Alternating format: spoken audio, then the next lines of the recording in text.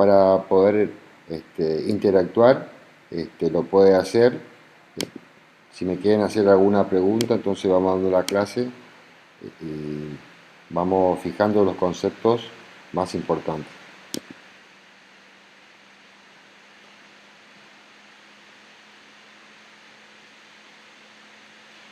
Bueno, vamos a comenzar.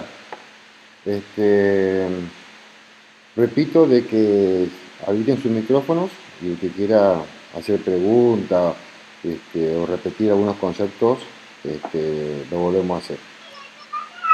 Bueno, como la clase pasada hemos comenzado con la materia, me gustaría hacer un reconto de lo que habíamos hablado para que queden algunos conceptos que a mi entender son importantes. Acuérdense entonces lo que hablamos la clase pasada, de que le quedó duda, lo repetimos. Conceptos como bien jurídico protegido, el jus puniendi, que es propio del Estado. También vimos los artículos de la Constitución Nacional que fundamentan la ley penal, como el artículo 18, el artículo 19, que era el artículo que se refería al principio de reserva, al artículo 75, inciso 12 de la Constitución Nacional, al 75, inciso 22 de los pactos internacionales. También habíamos hablado del sistema de doble vía o de vía única, que lo que comprendía era el derecho penal únicamente como captor únicamente de las penas, y el sistema de doble vía era el sistema que no... Sí, sí, lo escucho. Disculpe que le interrumpa. No, no, no. No sé si escuché mal. Yo lo que anoté, que entendí en la clase pasada fue que hablamos que el sistema tiene doble vía. Claro. Que tiene las penas Sí. Y las medidas de seguridad. Perfecto, sí, pero también hay sistemas que tratan únicamente del sistema únicamente de penas, que no comprende la medida de seguridad. Yo les expliqué a ustedes que uno de los precursores de este sistema es el doctor Zaffaroni, que es la doctrina que sigue la titular de la cátedra. Porque también dijimos que algunos detractores de los sistemas de doble vía hablaban, ¿se acuerdan cuando hablábamos de los gobiernos autoritarios, de que las medidas de seguridad a veces resultaban perjudiciales porque el Estado dictaba medidas de seguridad y llevaba a desvirtuar el sistema penal? ¿Se acuerdan que lo importante del sistema de doble vía y las penas y las medidas de seguridad? Recuerden que habíamos dicho de que las penas, ¿a qué se refieren? ¿Al pasado o al futuro? ¿Alguien recuerda? Al pasado. Muy bien. ¿Y las medidas de seguridad? Y las medidas de seguridad al futuro. Muy bien, muy bien. En las penas tiene que tener sine qua non, ¿qué cosa? La culpabilidad. Para aplicar una pena, ¿qué tiene que haber? Culpabilidad. En las medidas de seguridad no hace falta porque, de acuerdo al ejemplo, acuérdense siempre, en el caso de un menor de edad, de un imputable, no vamos a poder buscar la culpabilidad porque esa persona no va a entender, no va a comprender el acto, entonces no vamos a poder aplicar o tener en cuenta cómo va a ser la culpabilidad. No se preocupe que después la culpabilidad es uno de los estamentos, la teoría del delito, que lo vamos a hablar más adelante. Pero yo quiero que ustedes entiendan bien justamente esta diferencia que hay entre penas y medidas de seguridad. ¿Estamos hasta acá? Sí, profe, estamos. Bueno, no tengan miedo de preguntar, de volver a reconsiderar los puntos. El abogado tiene que hablar y tiene que preguntar. Aprendan de ya. Van a estar mañana en un juicio y no pueden dejar de preguntar. Así que acostúmbrense de ya, porque me imagino que todos ustedes van a ser penalistas como yo. Bueno, acá el programa también habla de de las reglas de exclusión. Y habla de, vamos a ver la teoría del fruto del árbol venenoso. A ver, el tema de las reglas de exclusión se refiere a las pruebas. Ustedes saben que el derecho penal, al aplicar una pena, tiene que, obviamente, tener como base un proceso penal. Y el derecho penal, basado en qué cosa? En las pruebas, que tratan de demostrar o acreditar cómo sucedieron los hechos. La obtención de la pena lleva consigo a lo que se llama acá regla de exclusión, lo que se dice en Estados Unidos exclusive rule. Y en Estados Unidos, y uno de los autores argentinos que más escribe de la regla de exclusión, o sea, de excluir una prueba cuando no se ha obtenido legalmente, siempre lo recomiendo cuando tengan que leer algo de nulidad, de regla de exclusión, lean a Alejandro Carrió, que me parece a mí que es uno de los autores más importantes. Entonces, en Estados Unidos... ¿Puedes repetir, Alejandro? Carrió. Ah, gracias. En Estados Unidos, ya en 1938, se comenzó a considerar la Corte Suprema casos donde se habían obtenido pruebas en forma ilegal. Y la Corte Suprema de Estados Unidos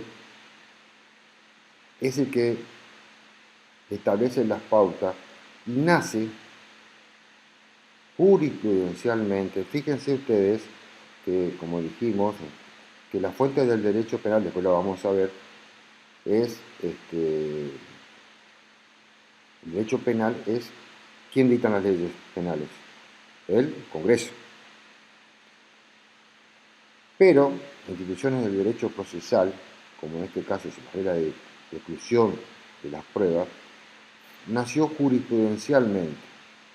La Corte Suprema, en algunos casos, advirtió que se llegaba a la verdad, pero con pruebas obtenidas ilegalmente. Entonces, nace, ya en 1938, lo que en Estados Unidos se llama Doctrine Fruit, que es doctrina del fruto. Y ahí nace la famosa, ustedes acuérdense bien esto, que es grande, pongan, porque es interesante, y ustedes habrán escuchado muchas veces en la tele o en un proceso penal, que es la famosa teoría del fruto del árbol venenoso. ¿Qué significa esto? Que la obtención de una prueba ilegalmente produce como consecuencia que todas las pruebas anteriores a esa prueba también resultan nulas. ¿Y por qué se llama teoría del fruto del árbol venenoso? Ustedes imagínense un cajón de manzana con una manzana en mal estado. ¿Qué produce esa manzana en el cajón? Que todas las demás manzanas se echen a perder. Así nace entonces la famosa teoría del fruto del árbol venenoso. Esta teoría, repito, Doctrine Fruit, que nace en Estados Unidos, es acogida por la Corte Suprema de Justicia de la Nación Argentina. Ellos toman esa doctrina y la empiezan a aplicar.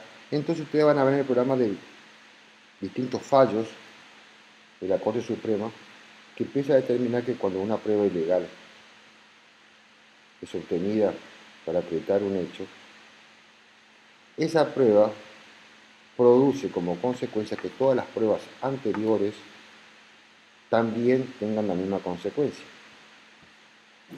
Y aquí, acá en el programa, tenemos unos cuantos fallos como Montenegro, Fiorentino y Rayford.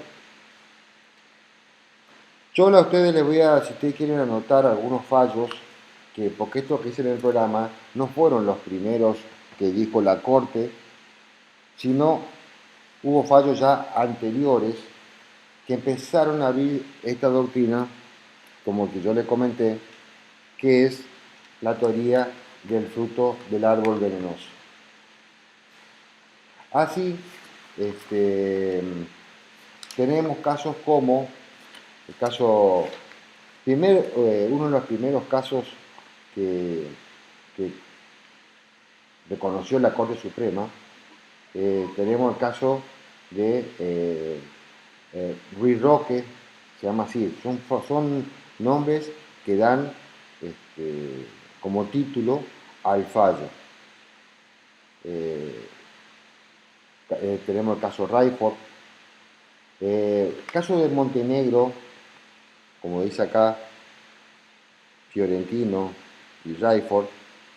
Tenemos que, en el caso de Montenegro, se aplica la teoría del fruto del árbol venenoso porque el ¿Se imputado... aplican a partir del artículo 75? No. Estos son fallos jurisprudenciales de la Corte. No. Estos Ah, son ok. fallos que la Corte nuestra, la Corte Suprema, acogió la doctrina o la jurisprudencia de Estados Unidos. Entonces, en el caso, por ejemplo, si quieren ir poniendo, como para un recordatorio después, en el caso de Montenegro fue un caso de tortura. El imputado, generalmente las autoridades policiales para obtener una información, es decir, entre comillas, una prueba, han ejercido apremios ilegales, lo que después te van a estudiar que es tortura, para obtener una información. En el caso de Fiorentino, por ejemplo, ya difiere la ilegalidad de la prueba. ¿Por qué? Porque se trata de un caso de, si quieren poner también, un caso de allanamiento ilegal. Ustedes saben que el ingreso a una vivienda, a un comercio, la propiedad privada, siempre tiene que ser de acuerdo a lo que establece las normas procesales y en resguardo de las garantías constitucionales. En este caso, en el de Fiorentino, se trataba de un caso de allanamiento ilegal. Y después pongan, que es uno de los últimos casos, después lo explicamos, que es el caso de Raiford, que también es un caso de allanamiento ilegal.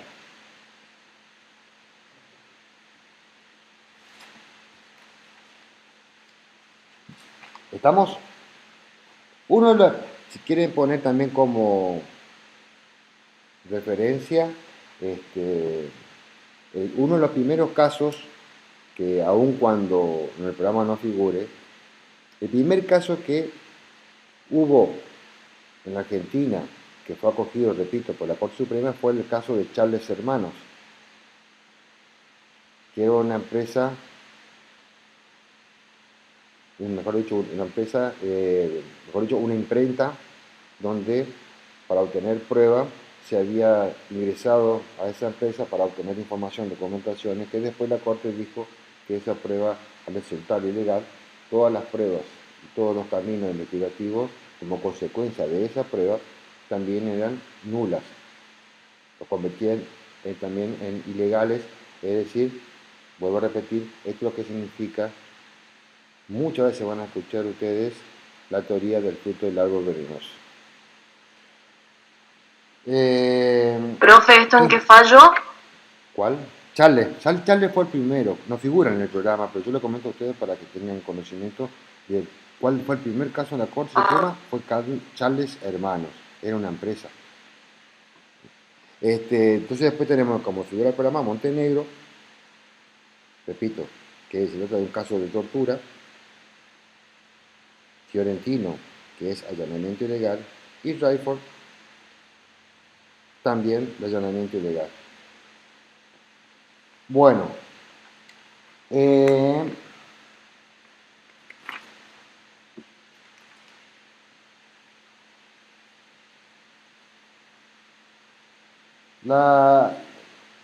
el caso de Raiford, que figura acá, era un caso, le comento para que tengan referencia, era un norteamericano que había venido a pasear a la Argentina como turista.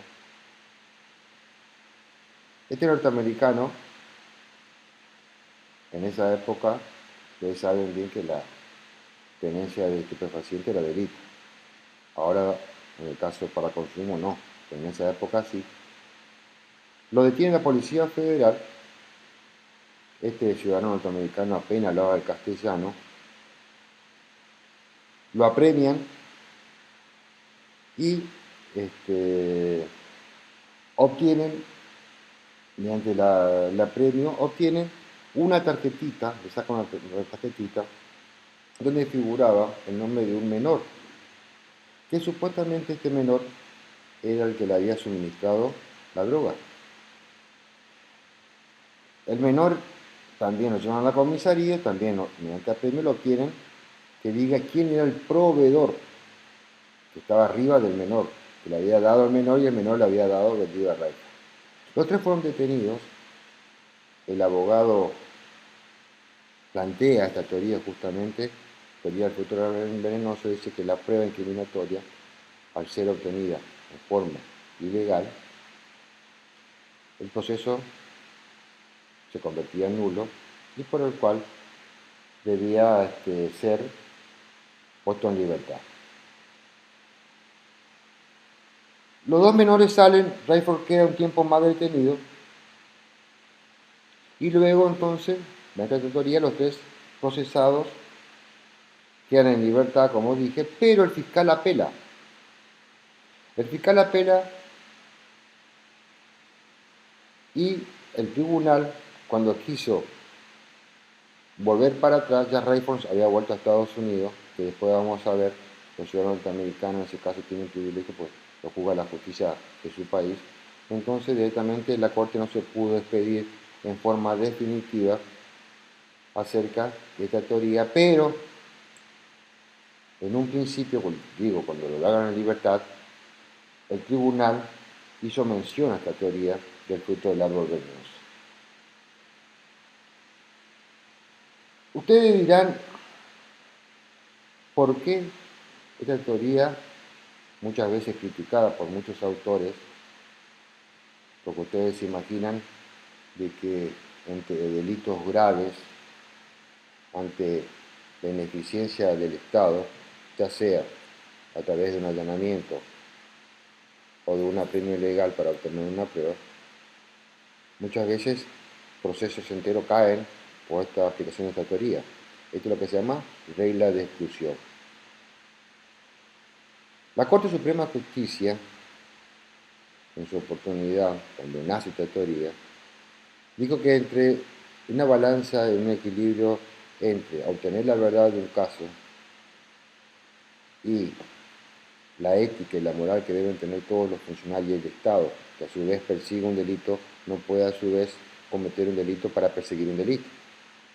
Entonces, ¿qué hacen? Dan prioridad a las garantías constitucionales y la confesión, se imaginan por tortura, lo que se llama que nadie puede declarar contra sí mismo. Entonces, más bien la Corte da un fundamento moral y ético y da prioridad a salvaguardar esas garantías constitucionales. Cuando también se habla, y quiero que sepan bien cómo es actualmente y cómo también va variando. Esto, lo que estoy explicando, fíjense ustedes, que es todo creación jurisprudencial, es decir, la jurisprudencia abre el camino a estas doctrinas que modifican prácticamente todo el proceso penal. No es una ley del Congreso que modifica las circunstancias, sino fíjense la importancia que tiene la Corte Suprema y los órganos superiores que analizan y van fijando las bases para modificar ciertos parámetros del derecho penal.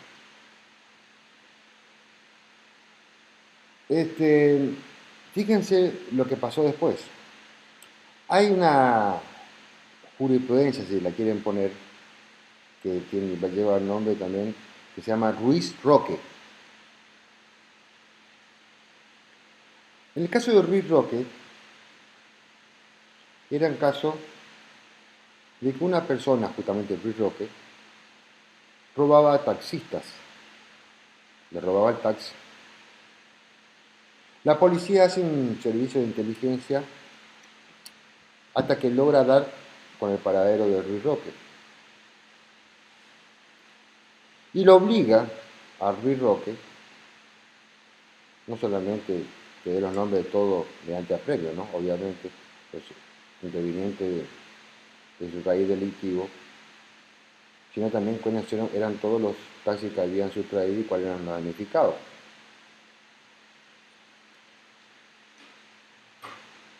Paralelamente a eso, la policía, mientras duraba el interrogatorio y la incriminación de Ruiz Roque, la policía toma conocimiento que en una farmacia le habían entrado a robar autores desconocidos. Encuentran como secuestro una tarjetita. En esa tarjetita daban el nombre, o estaba el nombre de un taxista. El taxista, lo citan al taxista, y el taxista cuenta que había sido robado su taxi. Entonces, la policía continúa el hilo de la investigación y también llega que el autor de ese taxista había sido Ruiz Roque. Cuando comienza el proceso, el abogado defensor,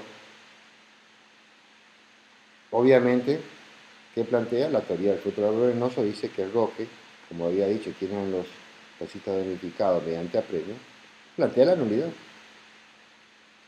La Corte advierte, y esto es lo importante que quiero que se resalte, la Corte dice, esa prueba puede ser ilegal, o sea, la confesión de Ruiz Roque, pero el hilo de investigación que tenían los agentes del Estado, que iban a llegar lo mismo a la responsabilidad de autoría de Ruiz Roque, significa que había una fuente independiente y distinta de la confesión de Ruiz Roque.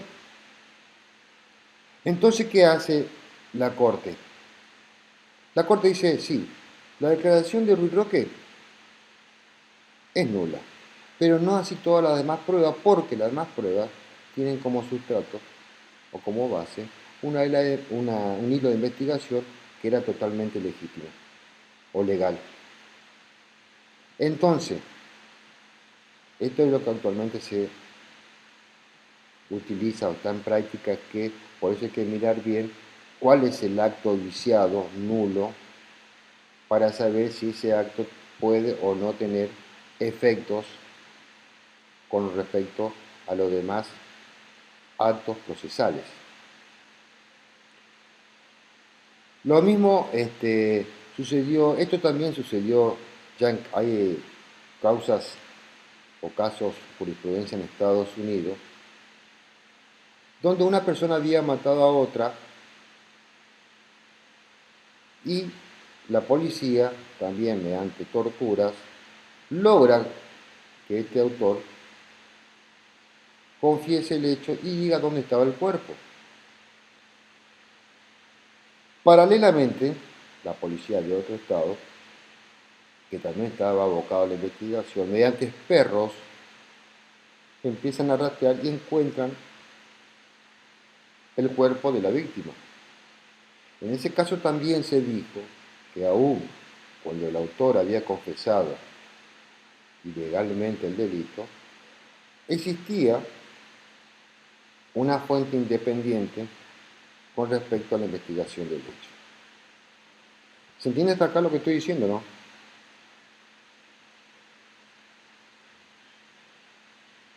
Sí, profe, está hablando de que la puedo acotar. ¿Cómo? ¿Le puedo decir lo que Sí, estoy anotando, digamos? pero sí, perfecto. Todos pueden acotar Que sí. Lo que yo entiendo es que si un hilo de la investigación, en una parte se obtienen pruebas mediante una manzana venenosa, digamos, o sea, se obtienen pruebas ilegales, ya sea por ejemplo, tortura o por allanamientos ilegales, Sí. implica que toda la investigación cae y se vuelve un árbol envenenado a través de este fruto de las pruebas. Claro. Pero hay casos donde se llega a la misma conclusión mediante otro hilo de investigación donde se obtuvieron las pruebas de forma legal. Por ejemplo, el caso de Ruiz Roque que está mencionando.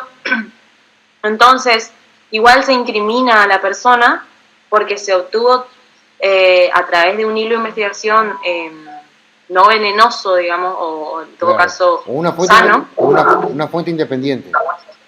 Una fuente independiente. Que lo mismo si hubiese llegado al resultado investigativo, no solamente por la prueba legal, sino por otra fuente. Entonces la Corte dijo, no, podrás apartarse del proceso de la prueba ilegal, pero no tiene efecto con respecto a las demás pruebas. En los casos que vimos de Montenegro, Fiorentino, que estábamos hablando, en esos casos, la Corte aplica la teoría en realidad es que un hecho viciado por estas dos causales, porque generalmente todos estos casos de teoría del fruto venoso se refieren a dos casos, generalmente son de allanamiento ilegal y de apremio ilegal. Bueno, en ese caso, al tomar... ¿Allanamientos ilegales y qué, profe? ¿Puede repetir? Apremios legales. Apremios, Sí, apremios legales. O sea, la obtención, eso como te decía yo, que obviamente que tiene su base de que nadie puede ser declarado o declarar contra sí mismo. ¿Estamos? Te van a estudiar ustedes en la parte especial lo que es los delitos de apremios.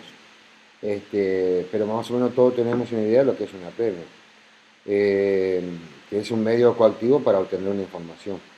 Bueno, ¿se entiende lo que yo estoy diciendo con esto? En el sentido de que, ¿qué es lo que son las reglas de exclusión? Y que tienen como base el nacimiento de la jurisprudencia de Estados Unidos, que acoge la Corte Suprema nuestra, que es la teoría del fruto del árbol venenoso. Esto, lo que estamos hablando, vuelvo a repetir, nació jurisprudencialmente, fue la Corte, no fue el Congreso que estableció esto. Entonces, cuando crea la Corte, mediante fallo, va estableciendo pautas, va creando jurisprudencia. Obviamente que hoy en día todos los códigos procedimientos penales de la Argentina establecen, cuando ya van a estudiar también derecho procesal, cuando estudien nulidades, siempre ahora los códigos traen una norma específica en el sentido de que hace mención a esto. Sin de hablar de teoría del fruto venenoso, establece que aplicada una nulidad de un acto procesal tiene efecto. Justamente los tribunales, cuando dictan o conocen un acto nulo, ya van a ver ustedes, y hace retrotraer la causa, dice desde dónde hasta dónde se retrotrae el proceso. ¿Estamos?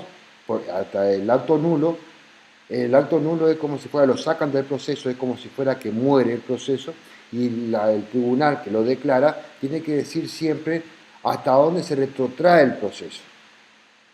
¿A partir de dónde? Porque hay actos, por ejemplo, que se pueden mantener. Fíjense ustedes, imagínense, esto estoy dando para que ustedes entiendan nada más, esto seguramente espero van a ver en procesal penal, pero esto es para su conocimiento. Fíjense ustedes que muchas veces, los tribunales cuando decretan la nulidad, supongamos, que se dicta una prisión preventiva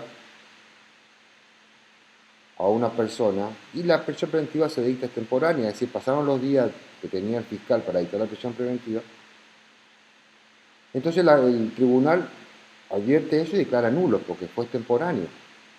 Entonces el tribunal dice, bueno, declaro la nulidad desde y hasta la prisión preventiva. Es decir, que todos los actos anteriores, o a lo mejor lo mantienen. Por ejemplo, la declaración de imputado. Y muchas veces los tribunales suelen hacer y mantener vivos actos irreproducibles. Por ejemplo, en un caso que una menor haya declarado en cámara Gesell, si se advirtió alguna irregularidad en el proceso, los tribunales generalmente esos actos no lo declaran nulo, o sea, no le produce el efecto de la nulidad, porque pues son actos irreproducibles, pues se imaginan ustedes volver a citar a una menor en cámara Gesell para que declare. Entonces el tribunal, ¿qué hace? Declara la nulidad del proceso, pero mantiene algunas pruebas que son irreproducibles. Lo mismo pasaría con muchas veces con una pericia.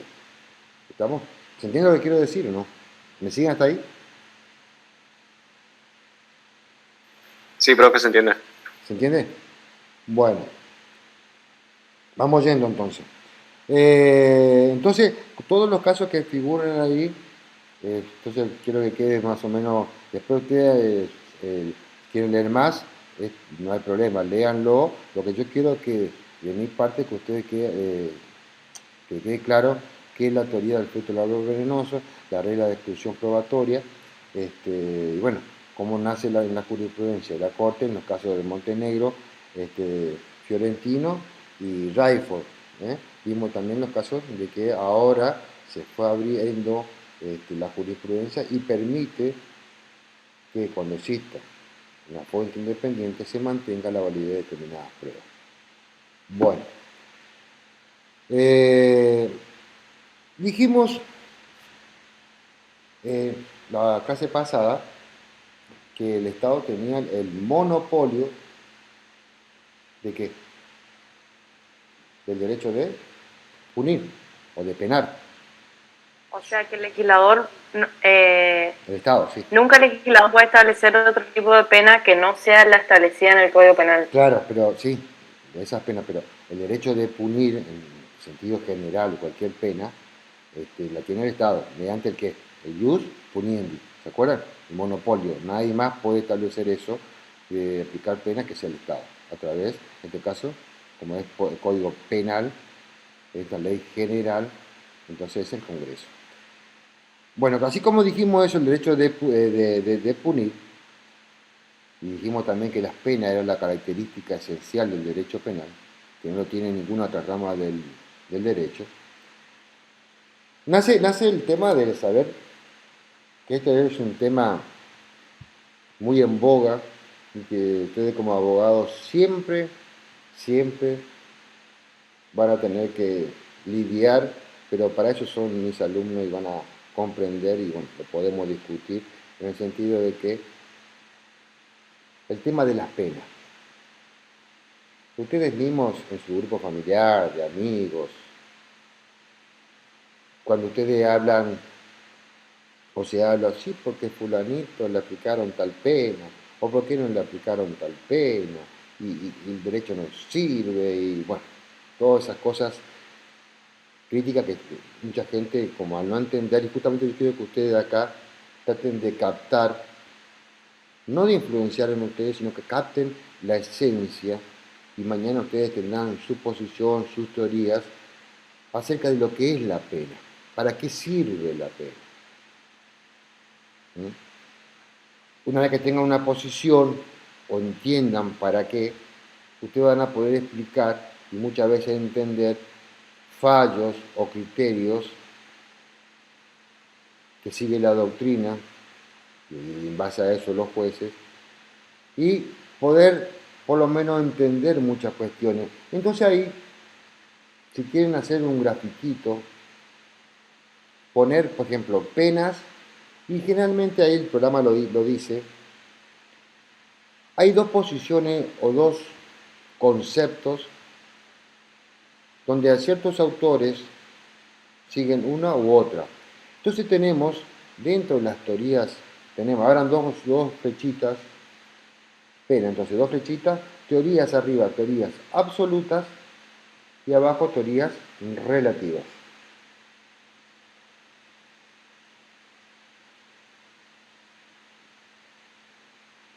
¿Está? Bueno, ¿y en qué difieren una u otra posición? Que fíjense ustedes lo que vamos a decir que esto es teórico, pero se van a dar cuenta que es lo que actualmente pasa y que lleva muchas veces la incomprensión de algunos fallos o algunos porqué de la justicia. Fíjense entonces, los que participan de la teoría absoluta, pero ¿para qué sirve la pena? El mayor representante, y creo y el que ha sido uno de los iniciadores, es Kant, el filósofo alemán, que habló que las penas tienen carácter absoluto. ¿Por qué? Porque tienen una finalidad, esto anoten grande con comillas porque esto preguntan, tienen carácter retributivo. La pena tiene una finalidad retributiva. Es decir, cuando un sujeto comete un delito, el Estado tiene la obligación y el deber y la exclusividad de aplicar una pena. Dado un mal por el autor, el Estado debe y tiene que aplicar un castigo. Él lo llamaba castigo, Kant. Sería ahora una pena. Y de Kant daba un ejemplo. Imagínense, decía Kant, que una persona en un naufragio quede solo en una isla. Solo, Decía Kant, aún así que esté solo y cometa un delito, le merecería una pena. Fíjense lo que ahora sería casi imposible, ¿no? Pero lo que quiere significar Kant es que, dado una acción ilegal, o que significa un delito, sí o sí corresponde una pena, porque la pena es lo que los religiosos llamaban la expiación. ¿Saben lo que es la expiación? Es cuando uno comete un pecado dentro del campo religioso, que uno se confiesa, y cuando se acuerdan cuando decían que se rece tanto Padre Nuestro, bueno, o sea, el perdón, eso es expiación en el derecho penal, en el derecho religioso. Entonces, dado cometido un delito, corresponde sí o sí, porque el sujeto tiene que retribuir, por eso es grande y repito, teoría retributiva, debe retribuir al Estado su accionar ilegal. ¿Estamos acá? ¿Se entiende lo que digo? Por eso es teoría absoluta.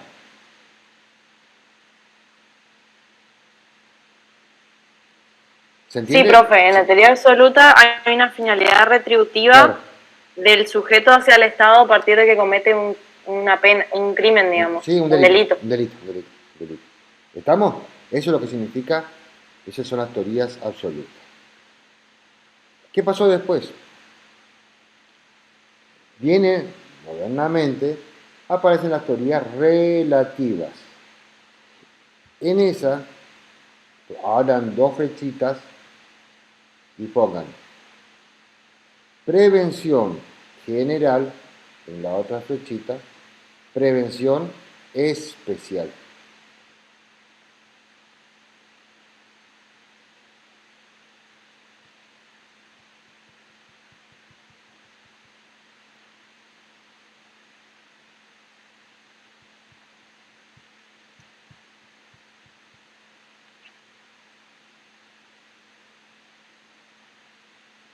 ¿Estamos? Bueno, esto quiero que quede claro. El mismo nombre ya lo indica, pero suelen preguntar y a veces no quiero que se confunda. Entonces vienen los autores que dicen, no, el derecho, la pena no tiene una finalidad retributiva. Fíjense que, abriendo un paréntesis, en derecho civil una pena pecuniaria sí tiene una finalidad retributiva. Si ustedes demandan a Juan por un accidente de tránsito, ¿qué hace el juez civil? Ordena una pena, una sanción pecuniaria. ¿Y qué tiene esa finalidad? Retributiva. Es decir, si yo gasté después 100 pesos para arreglar el auto, el demandado me tiene que pagar, retribuir a mí los 100 pesos que yo gasté del auto. Eso en materia civil se utiliza. Aun cuando después van a ver ustedes que generalmente el daño moral muchas veces ha sido cuestionado ese carácter porque cómo se mensura o cómo se evalúa una muerte. Pero bueno, hay pautas que los jueces civiles aplican para retribuir el daño moral. Bueno, eso es harina de otro costal, pero yo escucho a ustedes, quiero que ustedes entiendan cuál es la diferencia. Bueno, en este caso de prevención general, dice que la pena, ¿por qué se aplica una pena? Para proteger a toda la sociedad. La prevención general tiene en mira a toda la sociedad. Por eso, el Estado aplica una pena a una persona, para prevenir a la sociedad de un sujeto que cometió un delito. Y también tiene otra finalidad dentro de la prevención general, que es la disuasión o persuasión, para advertirle a la sociedad de que si comete un delito, como lo cometió Juan, y se le aplicó una pena, a ellos también le va a corresponder una pena. Por eso se habla de prevención general positiva y negativa. Entonces, la prevención general se habla o se tiene en cuenta a toda la sociedad. Esto va en contraposición con ¿qué? Con la prevención especial. La prevención especial, ¿a quién tiene en mira? Acuérdense bien, al autor. Al autor no le aplica una pena a carácter retributivo, sino para prevenir, ¿qué cosa? Que no vuelva a cometer otro delito.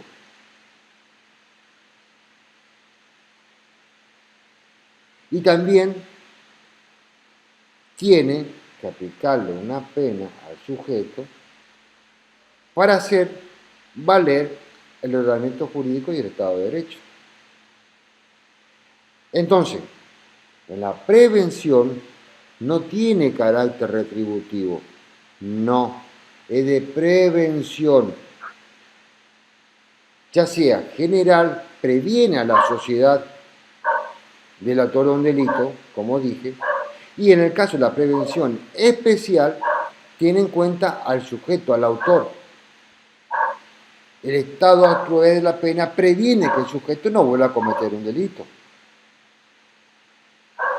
Estas teorías de prevención general y especial es la que se tiene en cuenta cuando se aplica una pena actualmente. Por eso muchas veces, cuando se aplica una pena en un tribunal o un juez, muchas veces no se logra entender y se dice ¿por qué es tan poco? ¿Por qué es mucho la pena? ¿Por qué no se logra entender? Por eso yo quiero que ustedes entiendan y siempre miren cuando se aplica una pena, tienen en cuenta la prevención. A ver,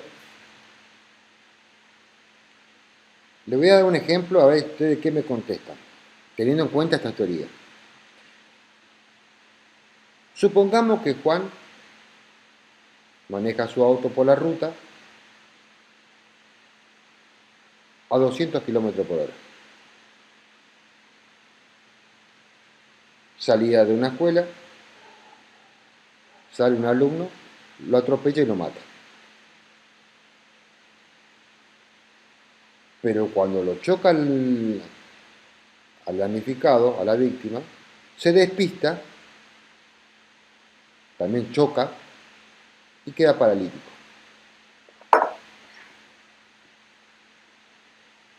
A ver, abriguen su micrófono y díganme, mirando la teoría, ¿qué pena ustedes le aplicarían? ¿Le aplicarían el máximo de la pena o le aplicarían una pena atenuada o una pena mínima? Siempre hablando del homicidio culposo. ¿Qué harían ustedes teniendo en cuenta esta finalidad? Profe, no sé qué finalidad dijo. ¿Puede repetir? ¿Qué finalidad quiere que tengamos en cuenta? ¿Preventiva o No, retributiva? lo que vos quieras. Estamos hablando de la prevención, estamos hablando del delito de teoría relativa, de la prevención. Mirarlo desde el punto de vista prevención general y especial. Mirarlo desde ese punto de vista, ¿qué pena le aplicarían ustedes?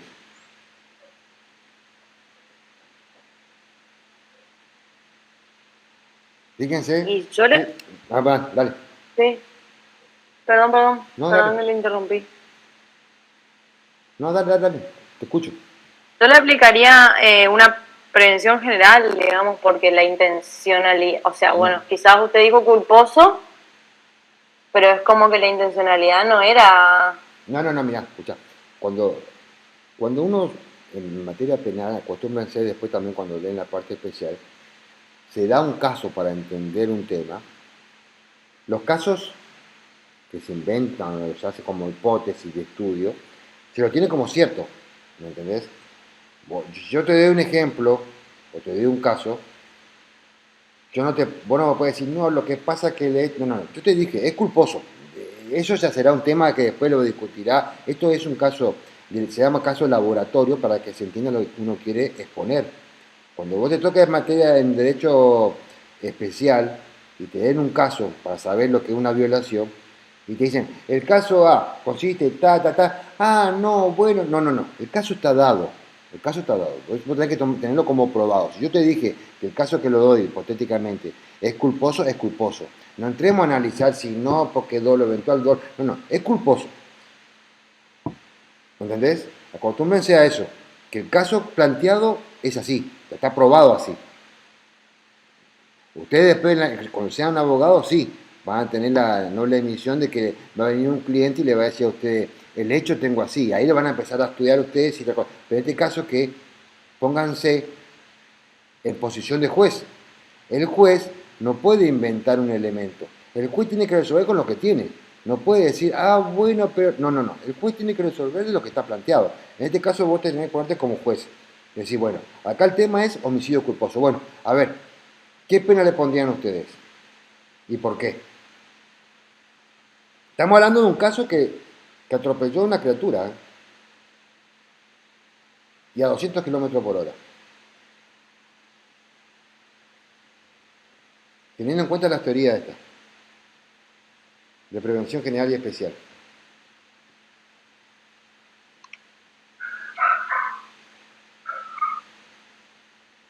Vamos, habiliten su micrófono y traten de decir algo. No tengan vergüenza, traten de participar y mirar para que, les repito, mañana van a estar en un juicio y van a tener que opinar, sí o sí, porque sus clientes se van a enojar. Si ustedes no hablan... Bueno, buenas tardes. Sí, buenas tardes. Yo aplicaría una de prevención general. Sí, está bien. No, porque generalmente, digamos, el objetivo es disuadir a la... Bueno, no entiendo bien cuál es más grave que otra, por ejemplo. No sé cuántos años será una, cuántos años será otra, o cómo es. Claro, está bien. Pero dice que es para proteger la sociedad y disuadirla de que no hagan más esas cosas. Por ejemplo, eso es algo muy común que la gente... no recuerdo si usted dijo que si lo hizo a propósito o si No, es culposo, es culposo. Polemia. Es culposo. Él venía muy fuerte y por eso chocó. Es culposo.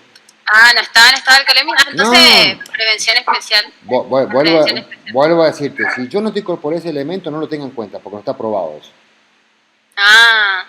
¿Entendés? Entonces sí, prevención en general, como dije. Bueno, pará, pero la pregunta... La pregunta originaria era, vos como juez le aplicás la mayor pena, una pena intermedia o una pena mínima, la que permite el delito de homicidio culposo. ¿Qué pena le aplican ustedes? Ahí está el tema. Profe, si actualmente se tiene en cuenta lo de la prevención especial, sí. El sujeto quedó paralítico, entonces no lo va a volver a cometer. Y para mí sería una pena mínima en ese caso, si se tiene en cuenta que es para aplicarle a él, digamos. O sea, no va a poder volver a cometer ese acto, digamos. Muy bien. ¿Vos ya tuviste clase conmigo alguna vez o no? No sé quién habla. ¿Vos ya tuviste clase conmigo o la primera vez que da la clase? ¿Cómo, profe? ¿Esta es la primera vez que da la clase? Se cortó. ¿Esta es la primera vez que da la clase? Polich, Gabriela. ¿Es la primera vez que da la clase? No, es la primera vez. ¿La primera vez? Mirá. Es la primera vez que curso. Muy bien. Tu respuesta es excelente. Sí, profe. ¿Me escuchaste? Sí, profesor. Tu respuesta es excelente y exacta. Muy bien. Gracias. Muy bien tu visión. Y era un dato que por eso cuando se plantea un tema, parece que perdí señal. ¿Todos me están escuchando o no? ¿O alguno se perdió? ¿Todos están conectados? Sí, yo sí escucho, profe. Sí, profe, pero se corta un poco. Sí, profesor, se escucha, pero se corta un poquito. Bueno, es lo que vamos a seguir con esto. Bueno, tu respuesta está perfecta porque cuando se acostumbre a ser siempre, porque aunque ustedes no quieran creer, el caso que yo les di a ustedes era un caso que dieron cuando yo en su época rendí para fiscal. Y te hacían razonar te hacían razonar, así como lo estoy haciendo razonar a ustedes. Muy bien. Si a vos te dan un caso, analicen el caso y miren cada elemento que están en el caso. Yo pensé que nos iban a dar cuenta o no iban a retener el tema que el ejemplo que cuando yo le doy el dato que quedó paralítico. Obviamente, entonces, si analizamos la finalidad de la pena dentro del campo de las teorías relativas, y si vemos, como dijiste, la prevención general, la sociedad está protegida porque este sujeto, al ser paralítico, nunca más va a poder manejar. Entonces, con respecto a ese delito, que es lo que mira la pena, no lo va a poder cometer más. Entonces la sociedad va a estar protegida. Entonces, dándole la mínima, también se salvaguarda el carácter de la pena. ¿Estamos? No hace falta aplicarle una pena más grave o la más grave que permite el tipo penal porque no tiene sentido. ¿Está? Entonces, fíjense cómo juegan y supongamos que mañana Dios no quiera que pase un caso así. ¿Qué dice la gente común? Mirá el juez cómo le aplicó una pena mínima. Fíjate vos por qué pasó esto, pero si mató una... Bueno, yo lo que quiero plantear a ustedes es el razonamiento que deben tener de acá hacia adelante cuando uno estudia las teorías, que una vez se dice, ay, ¿para qué sirven? Pero fíjense lo importante que es para entender la mente, la doctrina y los conocimientos que tiene un juez al dictar un fallo. ¿Se entiende lo que digo?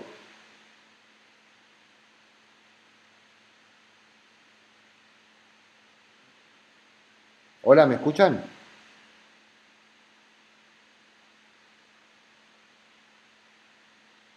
Hola,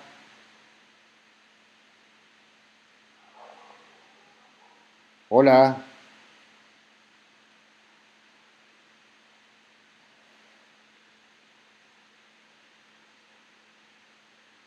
hola.